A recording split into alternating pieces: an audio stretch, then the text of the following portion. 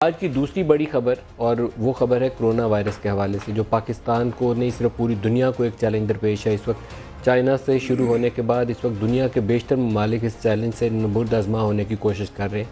पाकिस्तान में 2 पेशेंट्स की कंफर्मेशन है और दोनों पेशेंट्स के मुतल्लिक अभी तक जो इब्तदाई इतलात है कि दोनों वाया ईरान पाकिस्तान आए हैं। बेशुमार दुनिया के ममालिक अपने बॉर्डर्स बंद कर रहे हैं, फ़ज़ाई रास्तों की निगरानी कर रहे हैं और पाकिस्तान को भी शायद वही फुट स्टेप्स फॉलो करने पड़ेंगे और मौसर तरीके से निगरानी का निज़ाम बनाना पड़ेगा, आइसोलेशन वार्ड्स बनानी पड़ेंगी।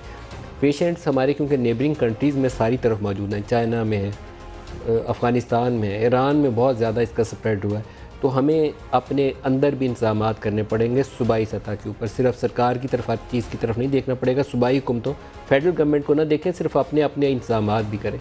और उसके साथ कुछ कौम की हैसियत से भी बाज़ रिएक्शन ऐसे हैं कि जिसके ऊपर बाज़ औक़ात लगता ही है कि हमें सोचना चाहिए कि हम क्या काम करने जा रहे हैं।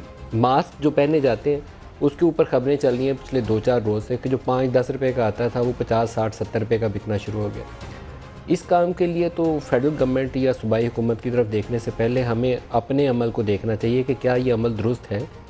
क्या ऐसे मौके के ऊपर जब किसी की जान बचानी ज़रूरी है, उस 5 रुपये के मास्क को हम 10-20 का बेच सकते हैं, या उसकी ज़ख़ीरा अंदोज़ी सिर्फ इस नीयत से कर सकते हैं कि कल इसका रेट चढ़ेगा तो फिर बेचेंगे। कुछ इन चीज़ों के ऊपर गौर करना चाहिए हमें। ख़ुद को मुसलमान कहलाने वाले और उस पर फ़ख्र करने वाली कौम को शायद ये चीज़ें ज़ेब नहीं देती, और जो अगर उसमें ऐसी काली भेड़ें हैं तो उन काली भेड़ों की निशानदेही करके उसके ख़िलाफ़ कार्रवाई भी होनी चाहिए।